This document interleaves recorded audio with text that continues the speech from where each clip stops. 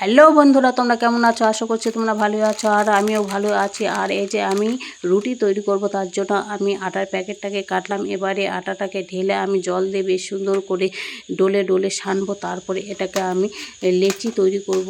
তো যাই হোক, কেমন হবে জানি না, তবে ভালোই হবে মনে হয়।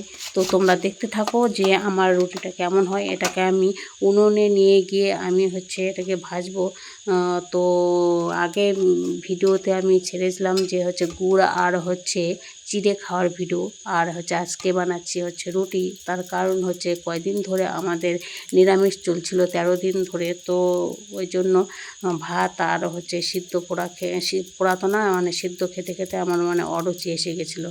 তো তার জন্য আর কি এরকম খাওয়ার আর কি সিস্টেম করতে হচ্ছে। যাই হোক, রুটি আমি তাছাড়া আমি খাই না। তো এবার এখন খেতে হবে। তো ওইসব আর কি খাওয়া আর কি মুশকিল হচ্ছে। যাই হোক, তো সবাই তোমরা ভালো থেকো, সুস্থ থেকো। আর আমার ভিডিওটা যদি ভালো লেগে থাকে তবে লাইক কমেন্ট করে